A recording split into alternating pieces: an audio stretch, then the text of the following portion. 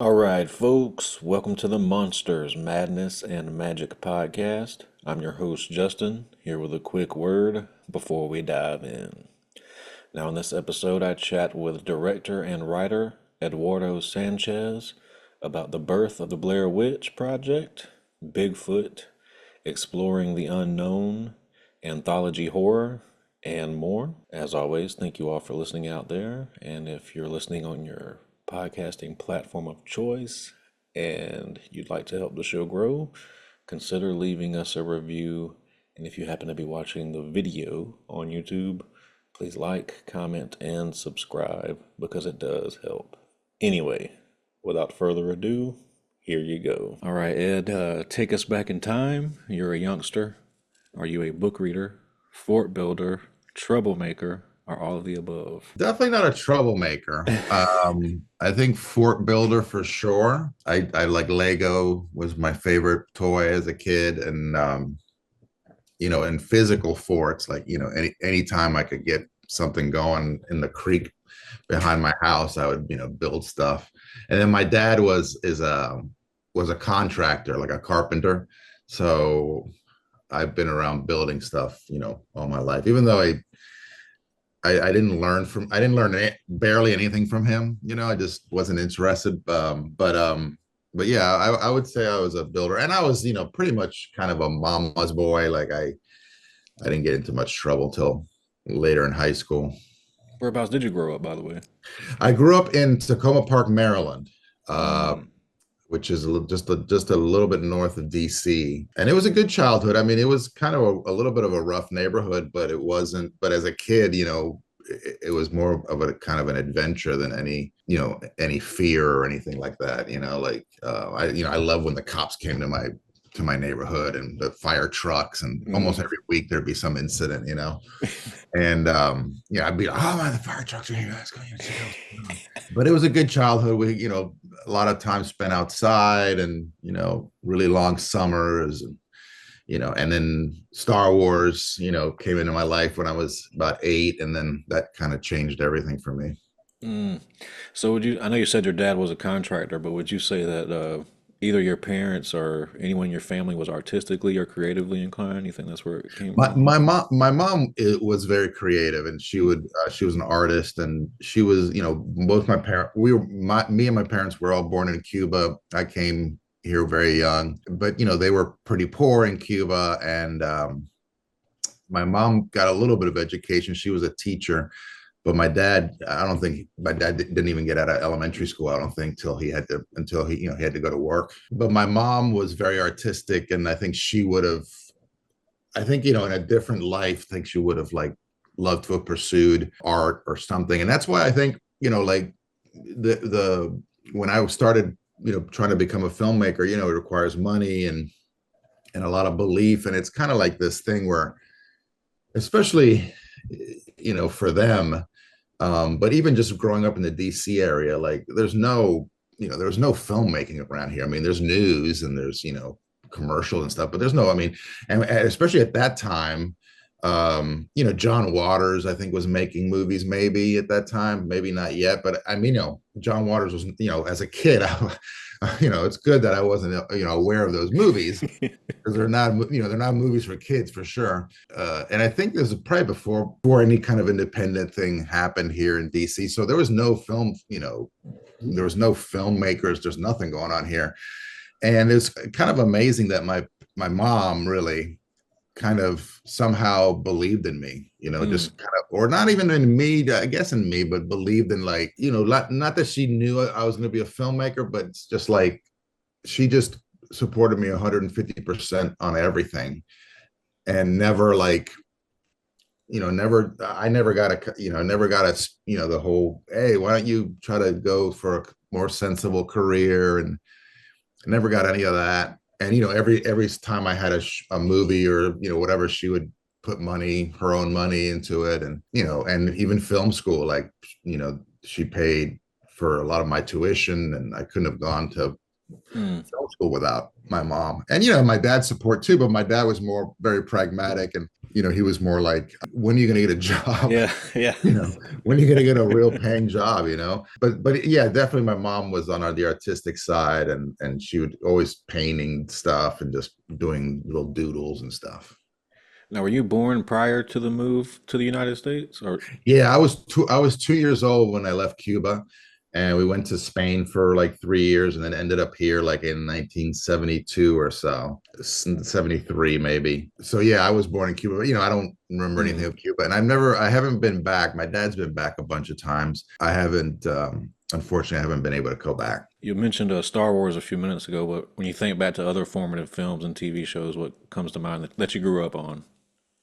I mean, you know, like $6 Million Man, just kind of trash TV of that time, Chips, Yeah.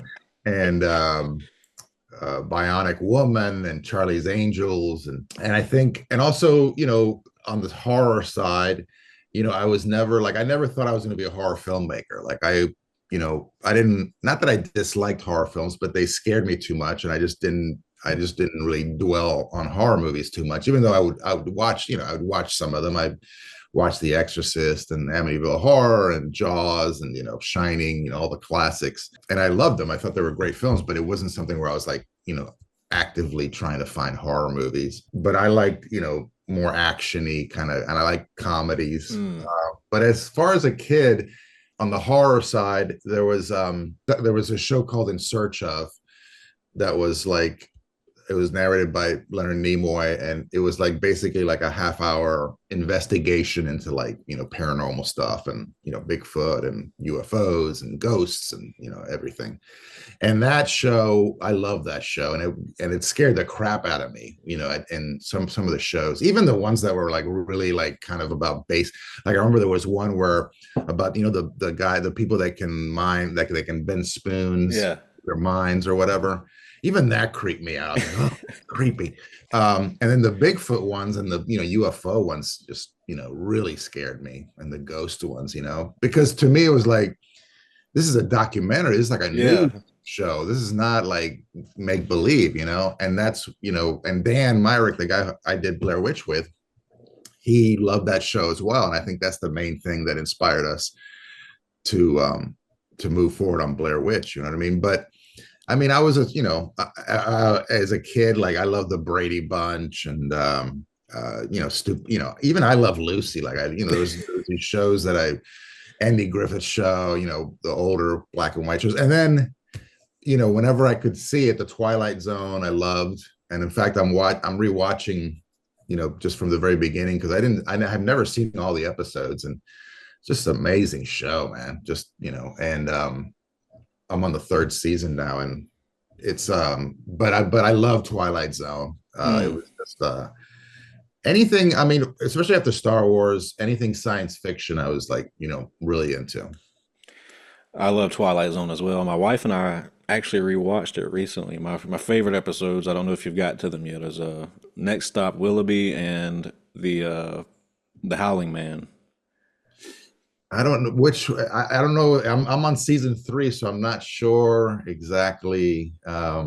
What are those about? Next Stop Willoughby is there's the guy who's lost his job and he's on the train and then he kind of gets knocked out on the train and he visits this fantastical location that's a place called Willoughby, and it's basically like a purgatory, and he doesn't know that he's dead and that he's died No, on this I train. haven't seen that one yet. No. And the Howling Man is basically this hermitage has caught the devil, and the guy comes upon it, and he doesn't realize that it's actually the devil, and he lets him loose. So he spends the rest of his life trying to hunt him down and capture him Oh, that's again. cool. Yeah, yeah. I mean, I remember that one, Mm, as a kid, but they're just incredible. Like you look at those episodes and you're like, man, each episode, like you can see the movies that came from it, other TV episodes, and even entire series that came from those basic ideas. Uh, exactly. yeah, with the film business, and just, generally television business owes so much to Rod Serling. Yeah, for my money, still the best television writer of all time. I mean, hands down, man. Like just, and the I wasn't as a kid, I never really paid attention, but now I'm, like he wrote 95% of the episodes. It's just unbelievable. On screen and off screen, just Yeah, everything. Yeah. yeah. So were you a big movie goer? Did you like going to the movies? Yeah, I mean, I was, the thing that, my dad was, he's still around, but he was a very simple guy, and he not much of an intellectual, but he loved movies. He loved like going to the movies, and he liked, and he was here in the United States, and basically he didn't speak English, so he liked movies that where he could kind of follow the plot. Like he loved James Bond because anything action he loved. He loved like kind of slapstick physical humor, of course. And then, but he loved going to the movies, and he would go. I would go with him every time to the movies. And there was a theater called the Ontario in Tacoma Park where I grew up. And on Sundays, I guess on Sundays they would run movies with Spanish subtitles or Spanish, dubbed in Spanish. So my dad would just go, and it didn't matter what rating it was, or it was dubbed. We were there. So I saw some of the movies I don't even remember. I just remember like scenes from them, but I just saw a lot of stuff that probably shouldn't have seen as a like 8 or 9 year old kid.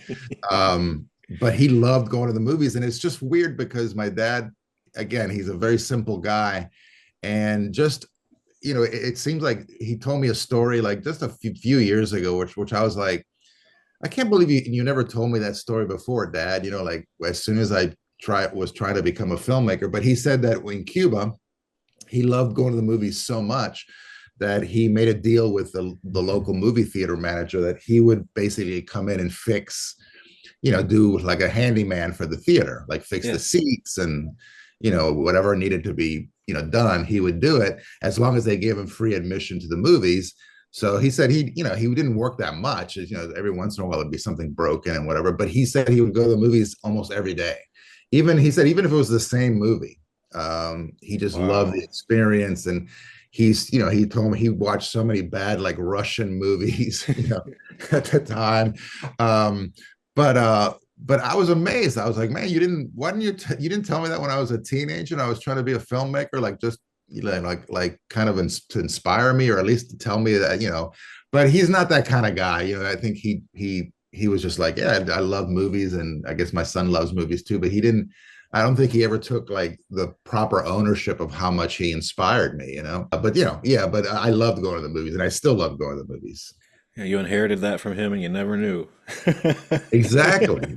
And now I look back on it, I'm like, yeah, yeah. I mean, if it wasn't for my dad, early on, I wouldn't have been going to any movies. So So what about records? Was music big in your house? no, I mean, my parents were again pretty simple people. They weren't like very followers of anybody. I mean, they had like some Spanish records and some 8-track tapes. I think my dad probably had like maybe 10 8-track tapes that he just recycled. So we would listen to the same albums. He had a couple of Julio Iglesias 8 tracks, and a couple of there's this guy named the El Puma. I can't remember his name, but he was known as the Puma, and they had just singing, just male singers. But my dad really didn't listen to the radio that much. My mom would listen to mostly just like religious programs and the news, but not much music in my in my life early on. And then until my sister started buying records, and kind of this, she's like 5 years older than me, so she took me through the disco era. And then once I started becoming a film kind of fan, I started buying soundtracks. So that's what Mm. I would mostly like. I listened to soundtracks before I got into like popular music. So I was a weird kid, listening to, Black Hole and Star Trek, the motion picture, and of course, Star Wars, Empire Strikes Back, Raiders, the 2001 Space Odyssey, Tron. I had all these, Conan the Barbarian, all these Wow. soundtracks that I still love to this day. But Conan's one of my all-time, sorry, one of my all-time favorite soundtracks. which one, Conan? Conan, yeah. Oh my God, what is it? Basil Basil, yeah. Doris, man. I mean, that soundtrack, every single track is like Goosebumps, yeah. just phenomenal, like really, really great. And but it's like, yeah, so I was, definitely kind of a strange kid, and then I had there was my best friend was very much a music fan, and he bought a lot of singles, and then he introduced me to like he had musicals, Broadway musicals on albums, and we would listen to them. And so so just mostly through him that I really was introduced to like different music. But for me, it was just soundtracks until 1984, and I discovered Prince, and then that was it for that. I was the Prince man for a while there. So a question I like to ask everyone is, what scared you when you were little, when you were a kid? Were you scared of the Well, dark? yeah, no, I mean, definitely. I mean, the basic things. I had a really active imagination, and I still do. Like I'm in my basement right now, and I have like a two-story house. I have, my bedroom's two levels up, and um, I still find it difficult to come down here at night by myself and like because I'm always thinking like there's going to be something outside. It just, I just kind of freak myself up really easily. But I was, I always had a room with my sister because we didn't have enough rooms in the house, and then we finally moved to a three-bedroom house, and I think I had my own room at that point. It was really little, and but I still sometimes slept with my mom. It was just but what scared me as a kid the most, honestly, was Bigfoot, um, and Satan, like demons, Mm, because my mom was really Christian until the day she died, and she was very much a believer. She was kind of very pragmatic. She was like, "Hey, if you believe in Jesus, then you got to believe in Satan." That's so. If you believe in Satan, then you have to believe that there's demons and there's some bad stuff going on down here. And if you know Jesus was an exorcist. I mean, he was one of the first exorcists. So if you believe in Jesus and you're a Christian, then you have to believe in all this other stuff. And I was very much Christian, and so like I remember when we watched The Exorcist the first time they showed it on TV, like in the late 70s, that was like a family thing for us. I mean, I remember sitting on my mom's lap watching The Exorcist, and for her, it was like she had never seen it, but she had heard about it, and luckily it was the censored version, the TV version, because there's some harrowing stuff in that movie. But so to me, it was like to her, like she made it seem like it was a documentary. It was yeah, like, hey, this is this can happen. this is gonna happen if you mess around with the wrong Ouija board, or like this and that, witchcraft, whatever, all that shit. So fortune tellers, all that stuff. That's going to lead down this dark road. So that's what mostly I was afraid of, is the demons and Bigfoot. Um, but and UFOs, but ghosts, like any, like, again, I had this fascination with like In Search Of, and also like any kind of documentary about the paranormal, like ghosts or UFOs or anything like that. But I also was terrified of it. It was like this kind of love-hate relationship that I had with those kinds of shows. But because they would, I mean, I remember like one instance, like I watched a Bigfoot documentary, and I literally, like, as a kid, I mapped out how long I was afraid. And because I was like, in the shower, and I remember this, like uh I wouldn't wash my face like near my eyes, because I didn't want to close my eyes, because I figured because we had a window, and we had a little window in our shower, and it was like 12 feet off the ground. And I'm like, one of these days I'm going to open my eyes, and that fucking Bigfoot's going to be looking at me through that window. That's about how So tall he is. yeah, I mean, I knew he was a big dude. He was, he's not, um, I remember like damn, I'm still afraid. That show was like 2 months ago, and I'm still afraid. Like, so it definitely terrorized me. But that was, so I was kind of basic stuff that most kids are, I think, afraid of as a kid. I wrote it down after you said it because you said Jesus the Exorcist. That has to be a movie already, right? Dude, I don't want to talk too much about it, but I actually wrote a script I was gonna. I hope you did. Yeah, I have a script like that I had for like 15 years. The problem is that, it's very difficult to like the Jesus thing. You have to like Yeah. walk a line and it's just, anyway. Yeah. Okay. Do you consider yourself religious or spiritual or anything like that? I mean, not really. I mean, I do think that there, like I'm kind of agnostic. Like I have no idea what what's going to happen, but I do I'm because I'm a horror filmmaker, so it's like you kind of have to believe a little bit, you know what I mean, like just to because then you're like, what am I doing, what I'm saying. It's almost like you have to have a little bit of a belief to like really delve into these things. um so I think that, I don't know what's there is something else, obviously, because again, people see things. Even Bigfoot to me is like a weird thing, because it's like you logically you're like, there's no way we wouldn't have found like bones or some kind of body or whatever, or got hit by a car or something and brought the body in. Especially now, in the United States. But then you're like, okay, there's no way that Bigfoot's real. And then you're like, you look back at like history about, all the Native American tribes have, Bigfoot stories, and the fact that people are still seeing him, and obviously some of them are is bull crap, but there's just some that you're like, why would this person be lying? And I've had those experiences myself where people tell me things and I'm like, there's no way this person is lying to me. Like, there's no reason for him to, him or her to lie to me. So there is something going on, whether it's like an interdimensional being or something. And then, UFOs, I really do believe that, it's absurd to think that we haven't been visited and we aren't being watched by somebody, even with a 10,000 year head start on us. Like, look how far we've gone in 100 years. Yeah. Imagine like a million year head start on us, or 10 million years, or even a billion year head start on us.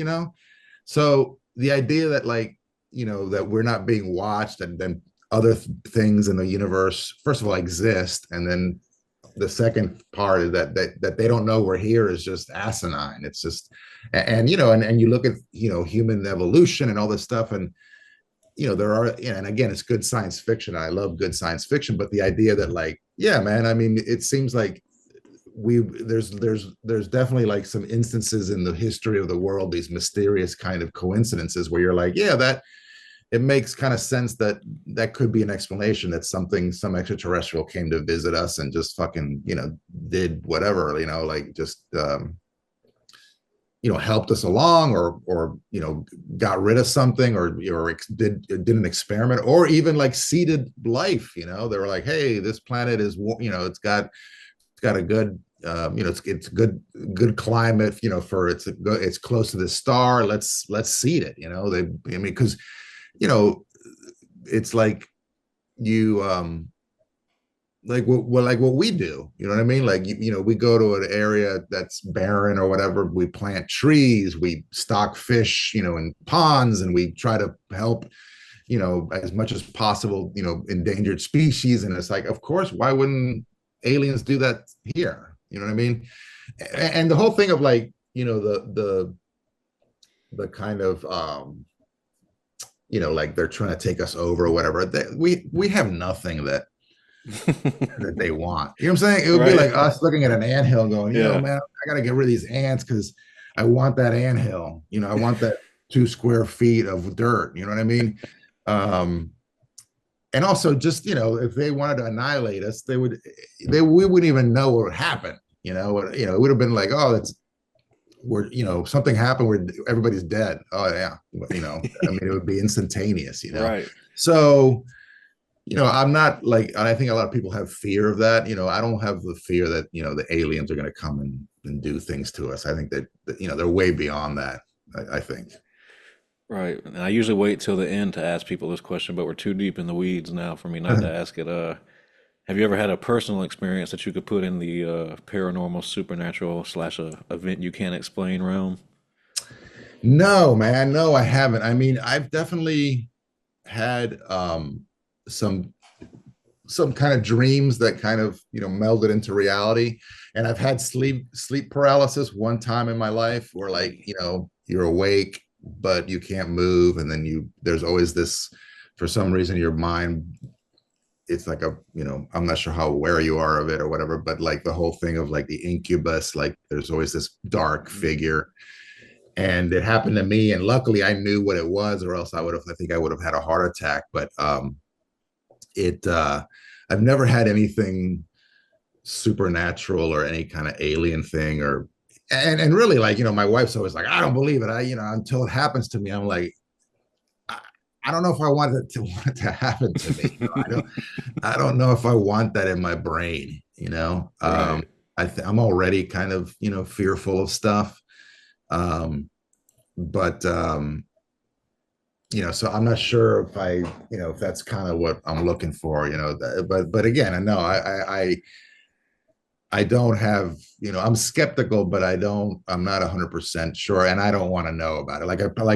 I did a movie called Exist, Bigfoot. So I'm still kind of connected in the Bigfoot world. And, I love that whole world. I go to conventions whenever I can. And, um, they're my kind of people. But, and I've been invited to like Bigfoot hunts. I'm like, nah, dude, I'm not gonna do no Bigfoot I hunt. don't want to find First of all, one. I mean, I don't like being in the woods and camping and stuff. Or, I mean, I like being in the woods, but not the sleeping. I always have issues with it.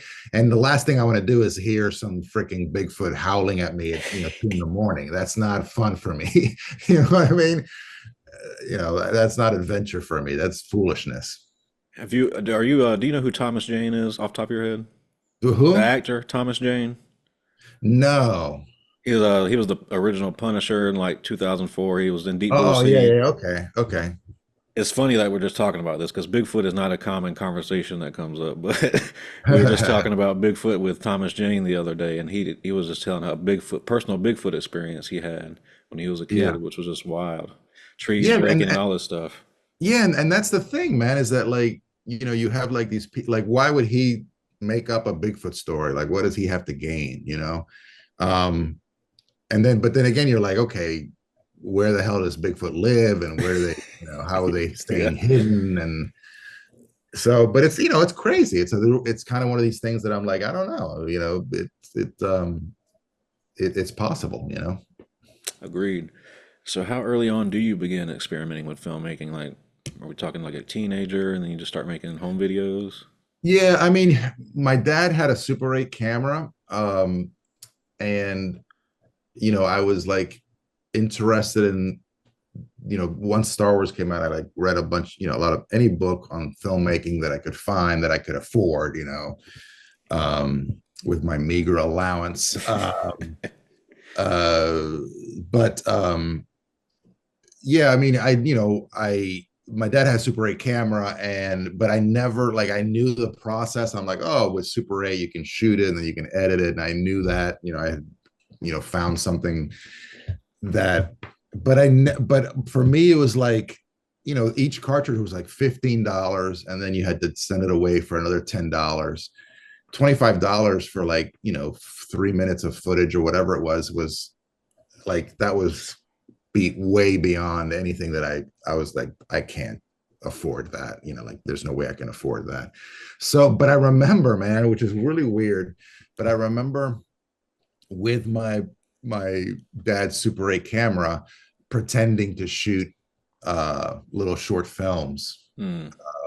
with my younger cousin and my younger sister. And doing multiple takes, and just kind of, and then I would like kind of lock it. All right, we got a take. I locked it in my head, and then I would go on to the next thing. And then I remember storyboarding very early on, like, laying out, storyboards, and because it just kind of made sense to me. I could have, and I still very visual, and I can imagine, I can, think of things that, I can see frames in my mind, and Hmm. I do have that ability still. And but I didn't, but again, growing up in DC, having no filmmaker connections at all, it was more of a pipe dream. It was more of a hobby. And But then in high school, when I was 16 years old, I took this TV production class, and the first day of the class, um, the teacher came, was like, everybody in some way or the other, he's basically taught us that it's not just about directing and writing and being an actor or whatever. There's hundreds of other jobs, dozens of other jobs in the film business, in the radio business, in the television business. So it's not like it was something where I was like, I knew, I was like, I don't think I'm going to be the next Steven Spielberg. It'd be dumb to think that, but maybe I can work on a set, or I can work at the TV station, here locally or whatever, or cameraman, or, do lighting or whatever. And so as soon as that is somewhere along the line, I remember I was like in the front row and watching him. I can still, as his name was Pete Barron, I can, I still know, his name and stuff. And he was like, yeah, you can do this and that. And somewhere along that speech of his, I was like, I'm going to be a filmmaker. Like, that's what I'm going to do. And then from that moment on, I was 100% filmmaker. And I, I used it as a lot of filmmakers do, and a lot of artists do. I used it as kind of a crutch to like explain why I didn't have a good job, and why I wasn't driving a nice car. And even, when before I met my wife to be, like, why I didn't have a girlfriend. And, it's like, well, I'm a filmmaker, and then all that will come, and, the respect will come. So I had like this, this thing that, I've talked to a lot of people who are in this business, and it's the same thing. Like, when you have this, because it's kind of stupid. It's foolish to think that you're going to be a filmmaker, Yeah. even me, like, I've had some, success with Blair Witch, and I've had success on television, and I'm a working director. But even I'm like, sometimes I'm like, I can't believe I made it. I can't believe I made it to this, I'm pretty low level, but I made it. I made a living on this, so. But as a kid, you're like, oh yeah, I'm going to be, making movies and going to parties and married to, some actress, and, you know, but and you use that as, like, kind of like to keep you motivated. And I guess that's, and then you get your heart broken. I made a movie in early 90s, and it just, didn't sell. And it took, I spent my mom's money, my dad's money, my time, my friends' time, and years of my life, and it didn't do anything. And I, and it really, damaged this whole image of this whole idea of filmmaker and stuff, being a filmmaker. And kind of gave up for a little while, and then realized that, like, had to, at least one more chance, to get it. And that's when we decided to make Blair Witch. I was gonna say, man, I think you've got the highest grossing movie of all time at the box office, so you did all right. Yeah, I mean, we did all right. Yeah, but again, it wasn't like nobody expected that. There was no Right. like plan. It was just, let's just take one foot in front of the other, and get this thing done. And like if you reverse the roles and ask me what scared me as a kid, I would say the Blair Witch. Yeah. How old were you when you saw it? I was 11. Yeah, I mean, that's pretty impressionable Yeah. time. Like, I waited. It depended on me. One of my daughter is like she was like, they're not afraid of anything, and I think they saw it pretty early on. And then, but my older son, that still, I mean, he's seen it, but he doesn't like horror movies. Mm. Um, but yeah, man, I mean, 11 years old. I mean, that's, I It's mean, real. It was it's real. real. It's real, 100%. man. I mean, I couldn't imagine. It's pretty much probably exactly the way I felt about In Search Of. It It was, just yeah. freaked me out, and it was like, um, yeah, that's crazy, man. Just that environment and just the way the tech age was then, going from the 90s to the new millennia. Nobody had widespread internet access, so people. I lived in the boonies, so it was just here's this found footage of this real documentary coming out, and I was just No, yeah. it was crazy, dude. It was crazy. And I had an interview yesterday, and we are talking about, just like it was the right movie, the right subject matter, the right time in the internet. I happen to have a little bit of web training, to build websites. My one of my other partners, Mike, knew a little bit more technical side of, coding and stuff. And it's like everybody kind of fit in. It was like this big puzzle, so it was pretty again, it's just so serendipitous. This is just weird synchronicity. I keep bringing up Thomas Jane, but I was talking with him too, and Deep Blue Sea released the same time as Blair Witch, and he was. I asked him. I said, I don't remember how you guys did theatrically, and he goes, "Well, I don't know if you ever heard of this movie, but this was the closest I've ever been to going number one. But this movie called The Blair Witch kept us from going number one. I've never seen it, but man, I hate those guys." I'm like, well, I'll send That's so Ed your regards. that's so funny, man. Um, yeah, what's funny, because like when when we sold the film to artists, and I mean, look, this is like, you have to understand that like no movie of this, like I consider our movie like at the same level as Clerks and El Mariachi and Slacker, there's these really low budget movies, like independent movies, what I mean? There's other independent movies that are millions of dollars, like even Quentin Tarantino's movies, like, they cost millions of dollars and they have stars. I'm talking about people who are like literally picked up a camera and shot a movie in their backyard or whatever, like, Robert Rodriguez and Kevin Smith, and like we did, So, those movies had never made anything even close to $10 million. I mean, they made a couple million at the most. And that was a huge success. Oh my Hmm. God, my $20,000 movie got into the theaters, that's crazy. So our expectations were super low, but we were, obviously we were excited that Artisan was going to release it. And then they told us that they were going to go theatrical. We were like, what?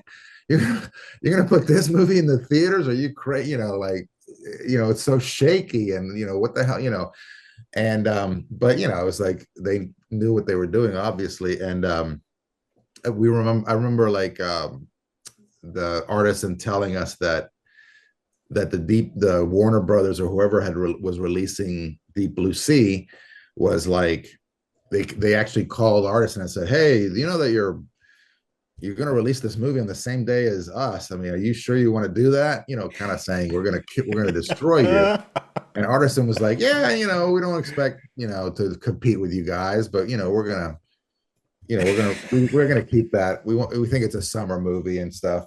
So like, I think Deep Blue Sea or one of those movies actually moved their release date just to give us a little room. But and it was just crazy. Like we had a friend who we went to film school with who worked at some kind of place where a marketing company or something in LA, where they would keep track of like the movie hype, and like, they would do polls and stuff. And she told us, your movie is like, other than Star Wars Episode One, you guys are like the most everybody knows about your movie somehow. Like, it's just word of mouth has spread. So that was when we were started thinking like, man, this thing might pop. You know what I mean? This thing might go crazy. Again, nobody expected it to go quite what happened, but there were like signs, that spring of 99, that this was going to do something. Right. And I have friends that have seen the movie later in life, and they're like, it's a good movie, but what I don't get, I'm like, yeah, it's literally a you had to be there type of thing.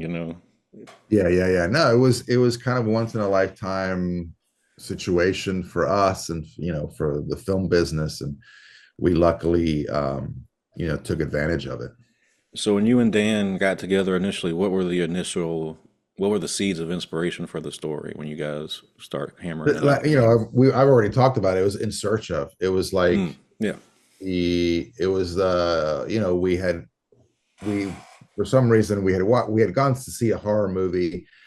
We weren't really impressed with it as far as like scariness, and we were like, I remember the conversation was like, man, there hasn't been like a scary horror movie in a long time. And we started talking about the movies that we liked as kids, and we had a lot of movies that were, the same kind of movies, same kind of tastes.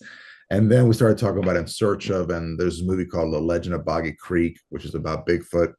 That was another kind of pseudo documentary kind of movie that really inspired us. So we went out and we actually rented those movies and rented, some episodes of In Search of, and we were like, man, this is still creepy as hell, man. We were like in our 20s, and and then that's when we were realized, like, I wonder if you could do that again, if you could do like a fake, documentary basically on something, something supernatural, and just don't tell people, you know what I mean? Like, so that's when the idea for the movie came up about what if these filmmakers are, going out to a documentary team goes out and to investigate something, paranormal, and then disappears, and then their footage is found. We were always thinking that the footage gets mailed to somebody and with no return address. You're like, who the hell had this footage? You know what I mean? But that was kind of the first kernel of the idea, is the idea that like there was filmmakers, and then like and then we had kind of like the end scene. Like, we're like, it's going to end up in a house, and they're going to go down to a basement, and it's going to be, kind of a one continuous shot. And, we were trying to think psychologically, like how that's going to affect the audience. But so, it was a weekend of like kind of coming up with the idea. And then we just kind of threw it aside. I was doing my movie. Dan was doing a movie as well. And we were trying to graduate from school. And then, but that was the original seed, man. There's a weekend of like, just, nothing to do, and just kind of researching horror movies and kind of touching, you know, getting in touch again with the movies that scared us as kids. Mm. And that's the main point that sticks out about the Blair Witch when I look back is it was truly scary. It was really scary because I could just the scene with Mary Brown. I can remember just creeping the hell out of me as a kid. Just her telling that story of seeing the fur. Still to this day, it gets me. Yeah, no, it's crazy, dude. And also like, um, there's like these just weird coincidences that you like that were actually mistakes. Like Josh, she's out of focus almost the whole interview, Yeah. and it kind of makes it more like weird, almost like maybe she's a ghost and you can't focus, the film can't focus on her, on this thing. But just like, and when we first watched that, we're like, oh my god, they screwed up the focus. Because on film you got to be careful because there's no screen, you can't tell if it's in focus or not, really. You can't really you know you can't really do it by eye. You have to measure things out. And but even that, we were after a while, we're like, man, that's kind of makes her, it almost makes it like she's wearing a mask or something. It just makes it like creepier, you know what I mean? And and then we cast that woman, Patricia we got lucky to cast her. And um it's again, man, it's like I've said this a million times, it's like it was like just so much serendipity to this movie every step of the way. I remember when you would look into the Blair Witch when we were well, when I was younger, teenage years, you would get redirected to the Bell Witch legend. That was some of the inspiration. Was that ever part of it for you guys, or is that just what people kind of No, I mean shoehorned? it never. I mean, there was other people involved in the making of the mythology. Like there was a guy named Ben Rock who Mm. is also a filmmaker, and he was involved with like creating a lot of the details of the mythology, at least early on. So, and he was really, and he was like he was kind of he loved the occult, and he knew Mm. all about all that stuff. So we were like, yeah, I think Ben can help us out with this. And there's a lot of us involved in the making the mythology, but the Bell Witch never came up. Nothing real ever came up. The only thing that really came up was the Salem witch trials, like, Ah. because we were like, okay, that's Massachusetts, it's a few states down is Maryland. So you're like, Maryland was still, it was a borderline state. It's still sort of, definitely Eastern, sort of Northeastern. Hmm. So you can like think like, yeah, there could have been some kind of witch thing going on, down here as well. You know what I mean? That Yeah. not as well known as the Salem witch trials, and that was kind of the big thing for us, is the idea that like this injustice to this poor woman, it was the beginning of this, like woke up this thing that was in the woods, and like, and it started messing with people, and then later on we were coming up with when I was working on the website and you know filling in a lot of the details of the mythology, that's when Dan and I started thinking of like, well, this has been happening for thousands of 1,000 years. This was this in this area, that's weird shit was happening to the Native Americans in this era, and then if there was anybody before that, it was also happening to them or whatever. So we, this thing this kind of cold spot on the earth had existed forever.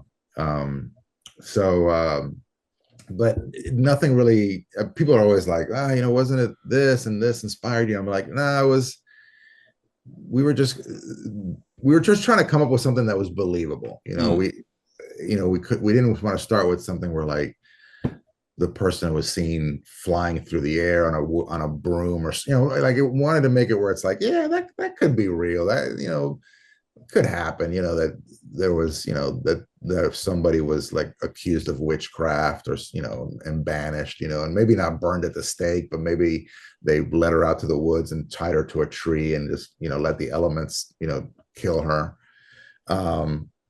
So but it was not really based on anything that was pre-existing.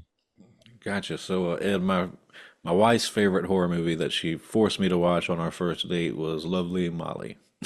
uh How did that come together for you? he's got good taste, man. Yeah. um that one was, I mean, it was um Jamie Nash, who's my co-writer on a lot of stuff since Blair Witch.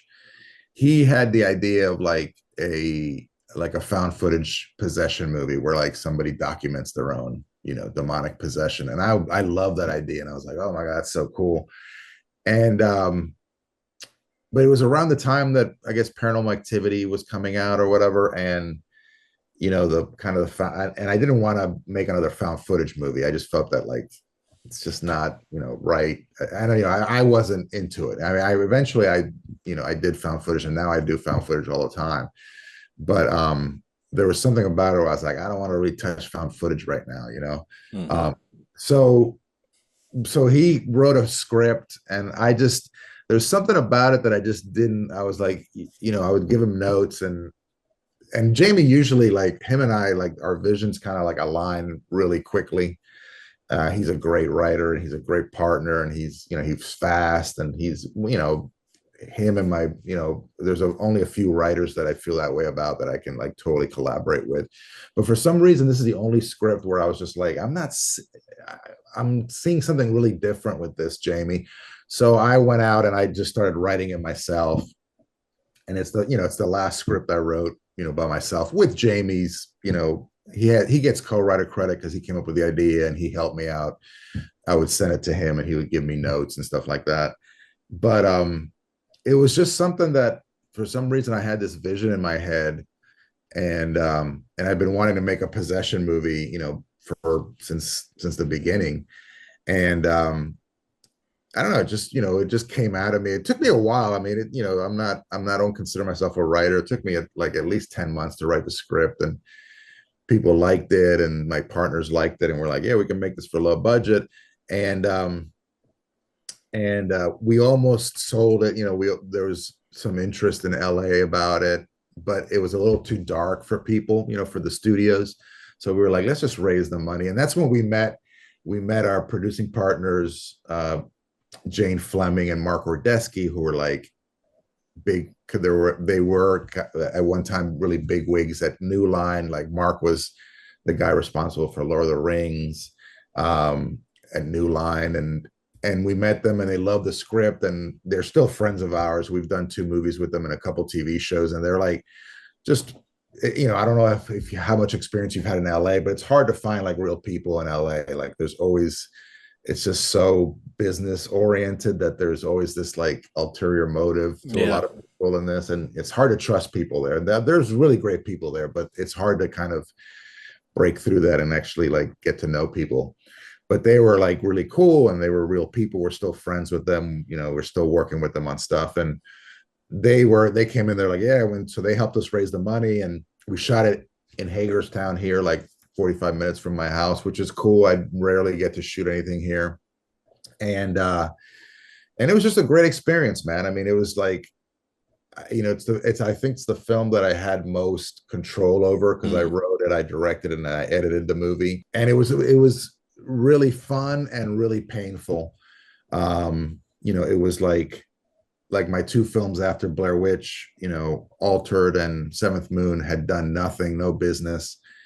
And I was just in a place where I was like, maybe I shouldn't be doing this, and I was like, this is kind of like, I'm going to prove it to myself whether this is the proof whether I should be a filmmaker or not. And during the post process, I really was like, I can't do this anymore. It's just too much. It just hurts too much. I'm just too insecure.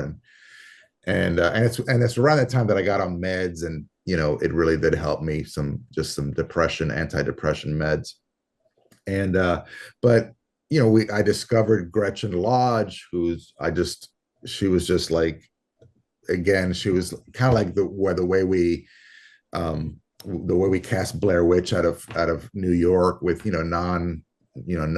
no non-union talent. Like, we wanted like just raw talent. Mm-hmm. We did the same thing with Lovely Molly, and she came in and just, this we had this monologue, and she like just completely took me away from this room that I was sitting in New York. And it was a monologue that I had heard, at least 25 times that day. And she just kind of like made it real. And I just kind of fell in love with her as an actress. And we were able to like get some good supporting roles, supporting actors.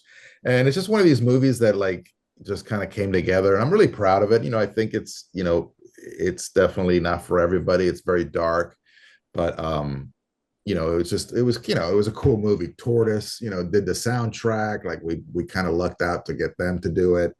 And so it was a lot of, and I'm really proud of it. And I wish it had done better, but it does have a kind of a following. And so people, it's one of these, it's one of the things I'm proud of all my movies. When you make a film, you don't, you hope it succeeds and you hope it finds an audience, but really you're just making it for yourself. And so sometimes I take I just I take myself too deep down the hole. And I think all my films, I take myself a little too far down into the whatever the horror is.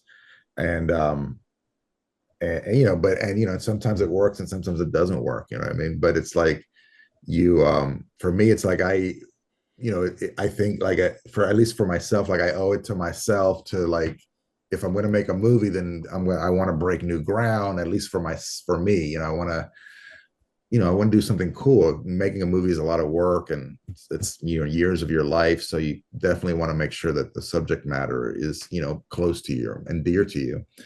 Um, but yeah, it's and I haven't done a feature in over 10 years, and like there's a lot of features kind of circling me right now because of the little bit of success I've had in television has kind of made me a kind of a feature director again. So I hope to make a feature this year, maybe in the fall, soon. But I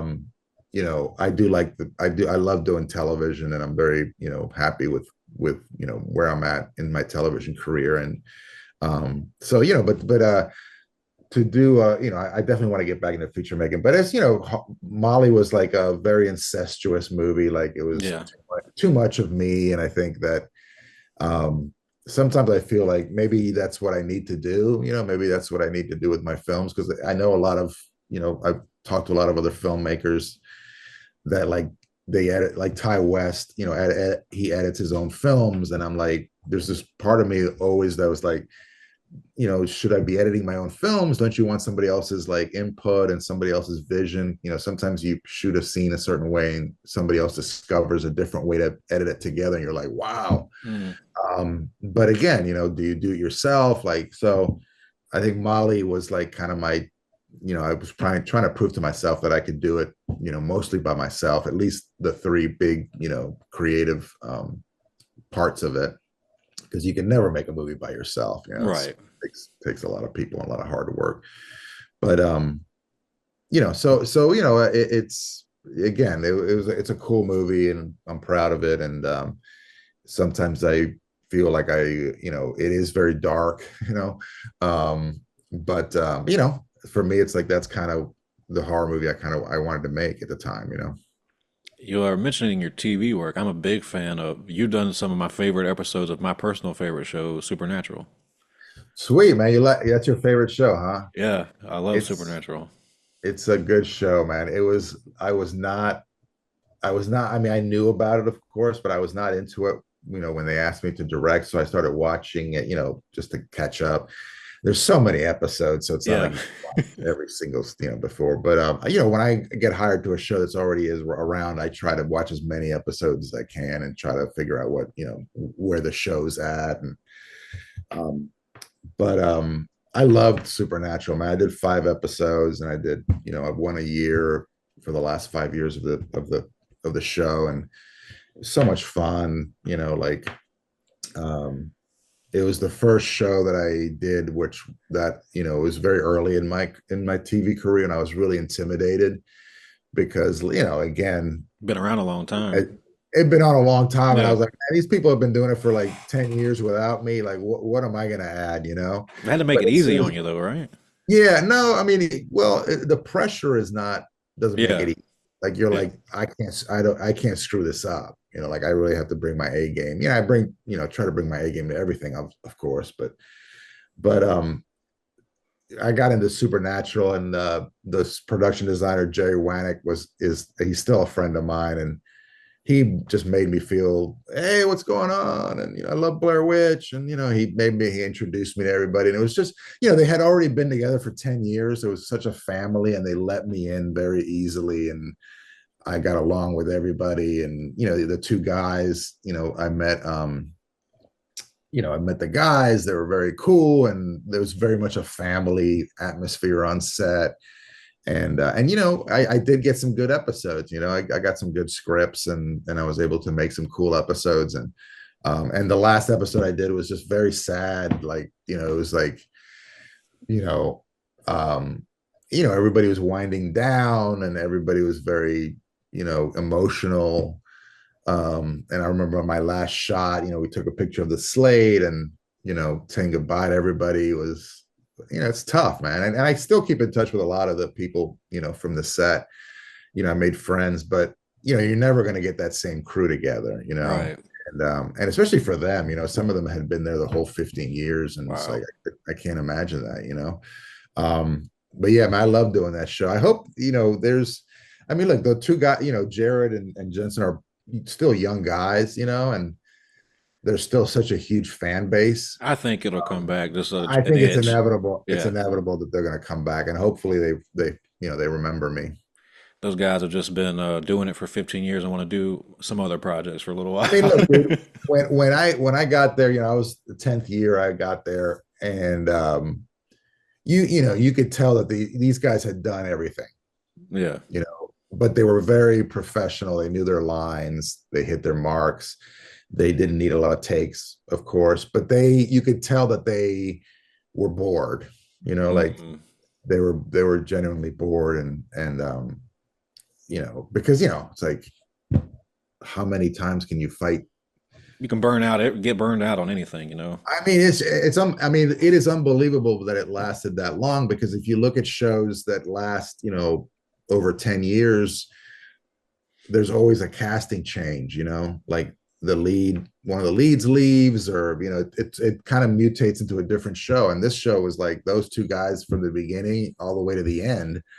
And you rarely get that, because there's egos. And I've been to a lot of shows where the cast is just like not even talking to each other, and these guys, Jared and Jensen were always cool, and like they lived near each other, and they shared a plane, to get from Austin to where they lived together to Vancouver, and they were really good friends, and you could tell that's the only reason, that's the biggest reason why that show lasted so long, is that those two guys were, solid. So I'm a big anthology fan, and I loved your segment on VHS too. Was that your first time doing touching the zombie subject?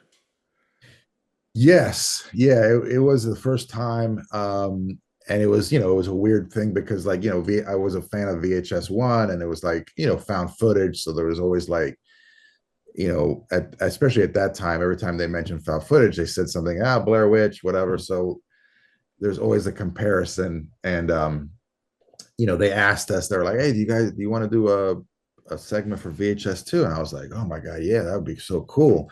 But I always felt that, like, first of all, I wanted to co-direct it with my partner Greg, and for me, it was like the only time I'll do it is if we have the right idea, if we have a really good idea that I see in my head and I like think it's good enough, because you don't want to be invited, because we were the oldest people in the on the show, and we're kind of like the godfathers, or really the grandfathers of found footage, and like, so there's this level of like, I know why they're letting us in. They like us, and they obviously think we're talented or whatever. They're not going to invite us just because we're the Blair Witch guys. But there is this level of like, man, we better not be the worst movie in the in the bunch. Um, but it was really cool, working with Brad Miska, the producer, and Roxanne Benjamin, and all the the filmmakers. We're still. I just saw Simon, the writer of the interstitial guy, the guy who did the middle Mm. movies, the kind of the tie togethers, and him and Adam are very successful, and been kind of blowing up since then. And it was cool seeing these younger filmmakers, like what they were doing with just the thing that we had kind of popularized, and it was Yeah. just cool to see these people kind of taking a little bit of whatever inspiration from what we did and making movies. And then we watched the movies, and we were just like, man, this is a really good anthology, and I still feel it's like you know It's good. it's I'm very prejudiced, but I think it's the best one of the VHS movies. Yeah, for sure. There's just isn't a weak spot in it, and then there's the the one movie that's like just a masterpiece, that Timo and Gareth did, so it's like, but all the movies are solid. I was so happy to, when I first saw it all together, I was like, man, this I'm so proud to be a part of it. I'm so happy that they let us work with it. But that zombie movie, it was Jamie Nash was like, threw some ideas at me, and I was like, dude, that's a freaking brilliant idea. Kind of a found footage first person POV of a zombie, turning into a zombie, and kind of his adventures. And then, and I was really happy with the way the movie, it has like a little tender kind of sweet moment at the end, which is very hard to do in horror movies. And we somehow pulled it off. And, and again, I was just happy that our segment wasn't like, you just got to sit through this fucking segment to get to the others. I'm Oh, glad, no, no. It's one of the generally best ones. generally speaking, it was, all the whole movie was very well reviewed, and it was a good ride. So very proud of it. It's something that sticks out to me in your segment is that it's just a crazy insertion into like a everyday mundane activity, the birthday party, and then all of a sudden all hell's just breaking loose. That's something that's powerful, I think. Yeah, yeah. I mean, it's the idea of like, having a human being at the end, at the beginning, and then you go into zombie mode, and rarely, there's only been a few examples of zombie movies where they've like humanized the zombie. You know what I mean? Usually the zombies are just like these mindless monsters. So it was kind of cool to go into the mindless monster and have the kind of the fun, the POV fun of, biting people on their necks and, blood and, all this stuff. And then finally the end of this like thing of where like the person inside the zombies is still sort of there and has this like moment with his, with this girlfriend or whatever you want to call it, where he like kind of remembers who he was. Um, yeah, it's cool. I mean, and again, like you write that stuff and you hope it works, but and luckily it worked really well. Some, you don't get luck, you don't get lucky like that all the time. So, best directing advice you've been given and who gave it to you? Best directing advice. Dude, there's so much, there's so much like little bits of um like information that you can't, you don't, it's not like somebody sits you down and says, all right, I'm going to give you a lesson. Like you learn these things. Um, but I think generally speaking, and just like seeing the people that my teachers and the people that I worked with and, other filmmakers and even my team, the guys that did Blair Witch and the people that did, the movies before Blair Witch and then after Blair Witch, like just the idea of being cool, being respectful, and collaborating. You know what I mean? And that's the advice, the best advice I give to people who ask me that question. Like, well, what do what's your number one piece of advice for young filmmakers? And I'm like, uh, just be cool. Like don't have, I mean, everybody has an ego and you're an artist, and of course you're going to be, you're constantly tending to that ego because that's kind of what we do all the time. But you have to like learn how to control it and learn that, especially with film, you're not going to make a film by yourself. um and even to this day, like just be respectful, like do your job, know, be prepared. um Don't be an asshole. no, I mean, it doesn't, like, that's the whole thing, like avoid being an asshole. It really like it just makes all the difference in the world, man. you Right. know and the the film business is a tough business, and like the people work 12-hour days is kind of the minimum most of Mm. the time.